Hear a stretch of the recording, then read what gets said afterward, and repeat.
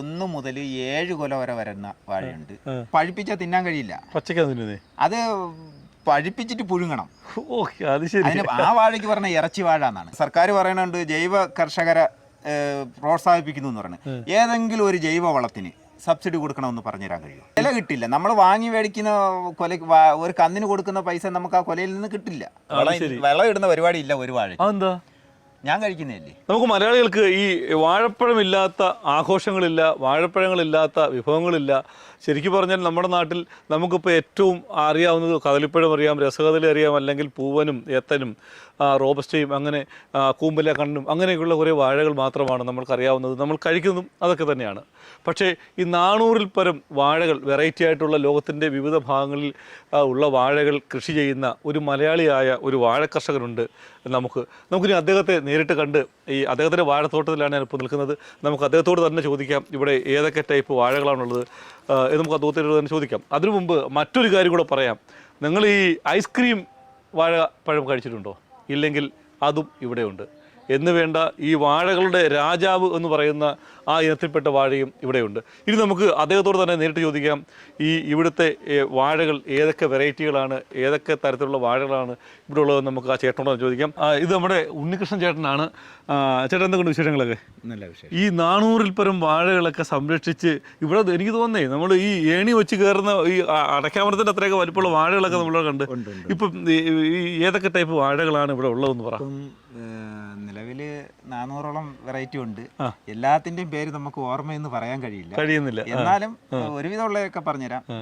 ഇത് ഏങ്ങാമ്പി എന്ന് പറഞ്ഞൊരു വാഴ, ഈ കാണുന്നത് ആഫ്രിക്കൻ കദളിയാണ്. ഇതോ? എടാ, അതോ ആഫ്രിക്കൻ കദളി. എങ്കിൽ പിന്നെ അങ്ങോട്ട് പോയി നോക്കാം.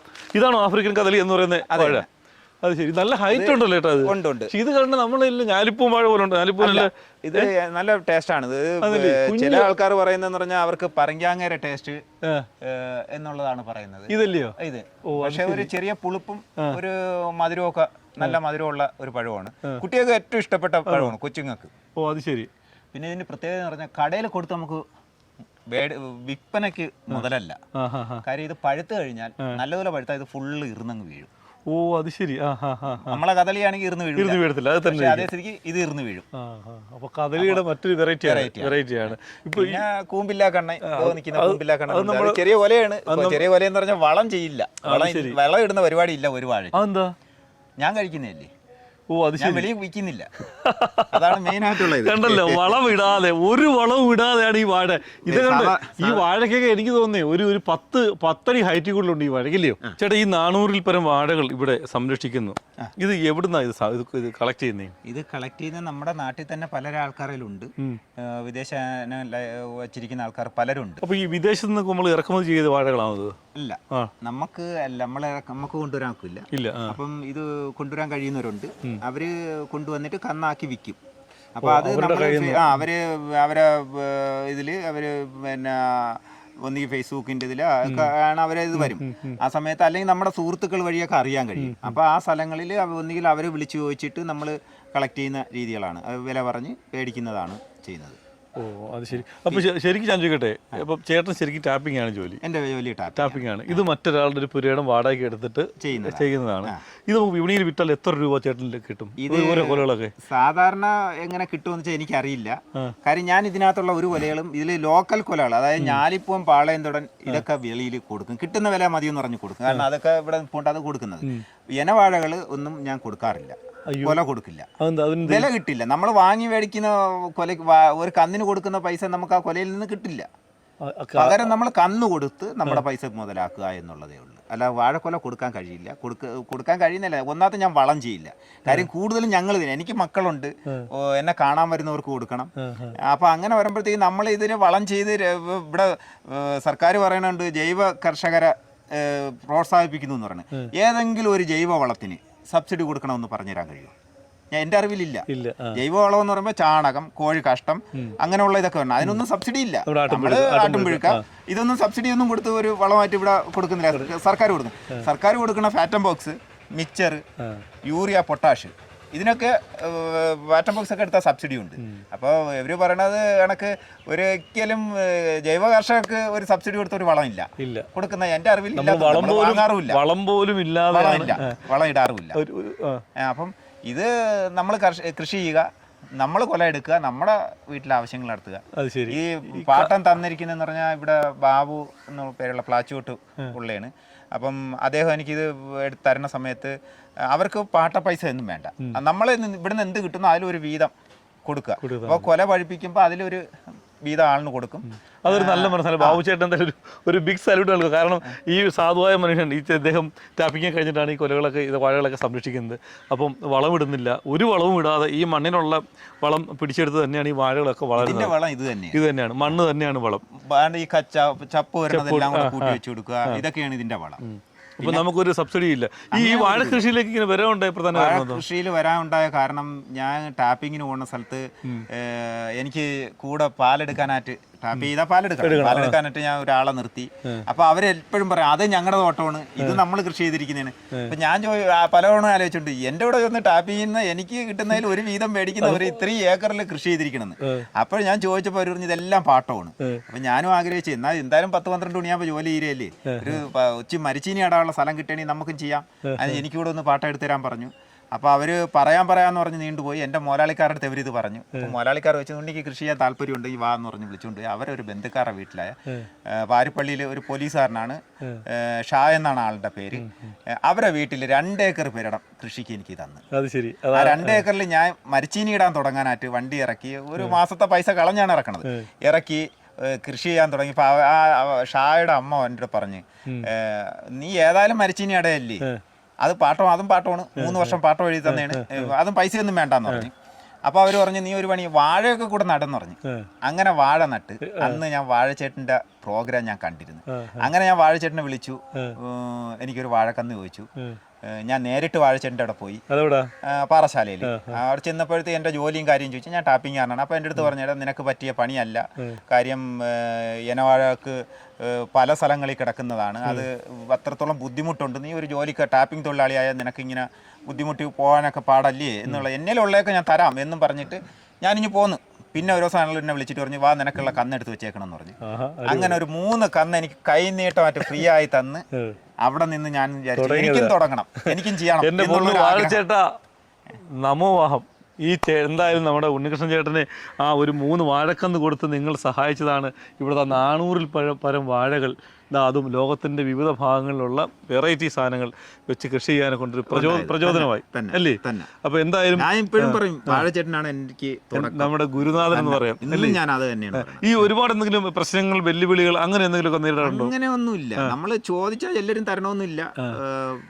ചോദിച്ച് ചെന്നിട്ടുണ്ട്, തരാതെ വന്നിട്ടുണ്ട്, കിട്ടാതെ വന്നിട്ടുണ്ട്. കിട്ടാതെ പലരും തരായിരുന്നു. വിഷമം എന്ന് പറഞ്ഞാൽ നമ്മൾ പലയിടത്തും പോകുന്നത് പൈസ മുടക്കി പോകും. വിളിച്ച് ചോദിച്ചിട്ട് ചെന്നിട്ടുണ്ട്, വരട്ടാ ഞങ്ങൾ വരട്ടാ ഉണ്ടാവുമോ എന്ന് ചോദിക്കും, ചെല്ലാൻ പറയും. നമ്മൾ ചെല്ലുമ്പോൾ ആള് മാറിക്കളയും, അപ്പോൾ പിന്നെ നമുക്ക് കിട്ടത്തില്ല. പിന്നെ നമ്മൾ ഇങ്ങനെ തിരക്കി നടന്ന് ബെൽഗാമിൽ, കൽക്കട്ട കുറച്ചൊക്കെ ആയപ്പോഴത്തേക്ക് ഈ മഴ സീസൺ ആകുമ്പോൾ ജോലിയില്ല. അപ്പോൾ എവിടെ ഉണ്ടെന്ന് തിരക്കി നമ്മളിങ്ങനെ പോകും. NRCB ഇതിൽ ഒക്കെ NRCBയിലൊന്നും പോയാൽ നമുക്ക് കൂടുതലൊന്നും കിട്ടില്ല, 1-2 ഒക്കെ നമുക്ക് തരുമെന്നല്ലാതെ കൂടുതൽ തരില്ല. അപ്പോൾ വാഴച്ചേട്ടനൊക്കെ കിട്ടും, അവർ മുഖാന്തരവും.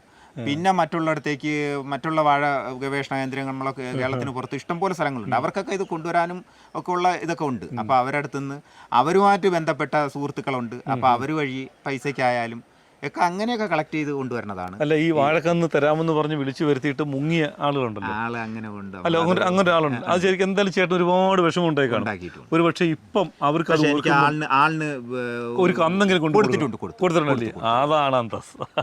അത് കൊടുക്കാം. അല്ല, അത് വേണം. കാരണം എനിക്ക് തന്നിട്ടില്ലെന്ന് പറയില്ല, എനിക്ക് തന്നു. ഞാൻ അന്ന് ആദ്യമായിട്ട് ചെല്ലുന്ന സമയത്ത് ആളിനൊരു പകരം ഒരു സാധനം കൊടുത്തു, എനിക്കൊരു വാഴക്കൻ തന്നു. പക്ഷെ നമ്മൾ തിരക്കി പോയ സാധനം തന്നില്ല. രണ്ടാമതും പോയി. അതെന്ത് സാധനം തിരക്കി പോയ ഡബിൾ മൊഹോയി ആണ്. ഡബിൾ മൊഹോയി അന്ന് ഇത് വിദേശ വാഴകളെന്ന് പറഞ്ഞാൽ ഇന്നലെ ഇറങ്ങിയതൊന്നും അല്ല, ഇത് വർഷങ്ങൾ കൊണ്ട് ഇവിടെ പലരെയും കയ്യിലുണ്ട്. പക്ഷെ ഇത്രത്തോളം അറിഞ്ഞു വരുന്നത് ഇപ്പോഴല്ലേ? അറിഞ്ഞു വരുന്നതൊക്കെ ഇപ്പോഴാണ്. ഹനുമാൻ ചട്ട എന്ന് പറഞ്ഞിട്ടുള്ള വാഴയാണ്, റോബസ്റ്റയാണ്. ഇതോ? വാഴ വണ്ണവും ഭയങ്കര ഹൈറ്റ് ഉണ്ട്. ഹനുമാൻ ചട്ടയാണിത്. ശരി.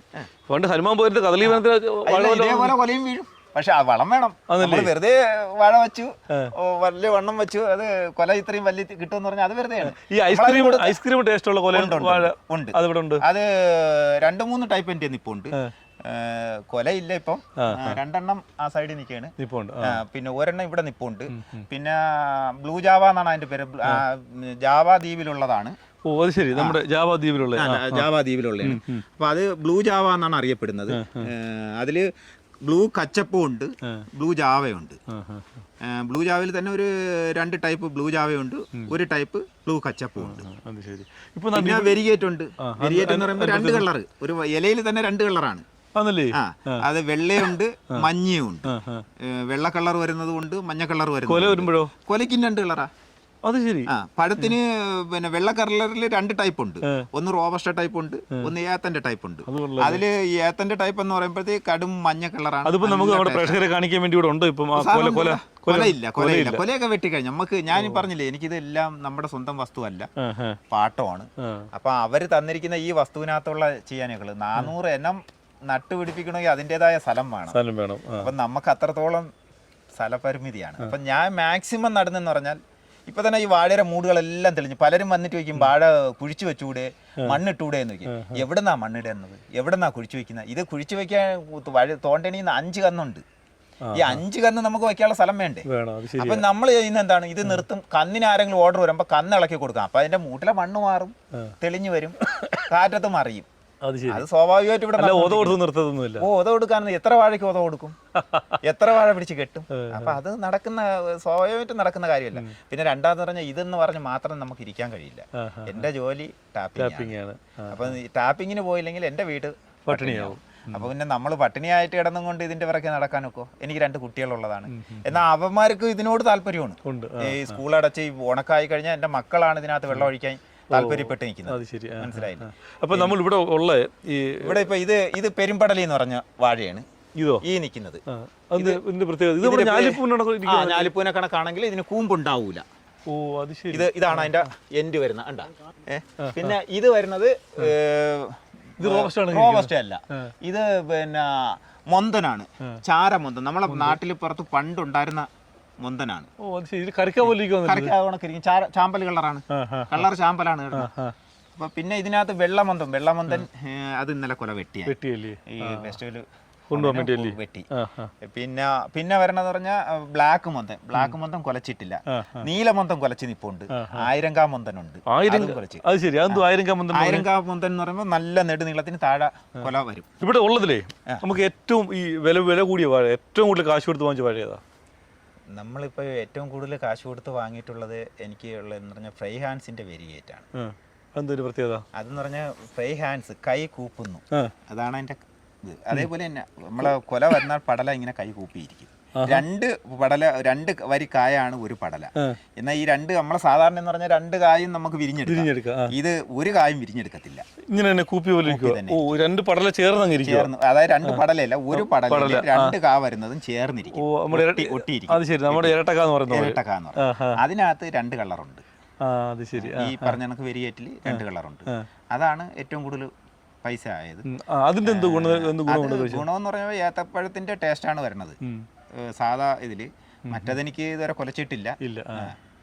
അപ്പൊ അങ്ങനെയുള്ള പിന്നെ നമ്മളിവിടെ ഐസ്ക്രീം വാഴയുണ്ട്, പിന്നെ രാക്ഷസം വാഴയുണ്ട്, കുക്കിംഗ് ബനാന എന്ന് പറയുമ്പോഴത്തേക്ക് നമുക്ക് പഴുപ്പിച്ചാൽ തിന്നാൻ പറ്റില്ല.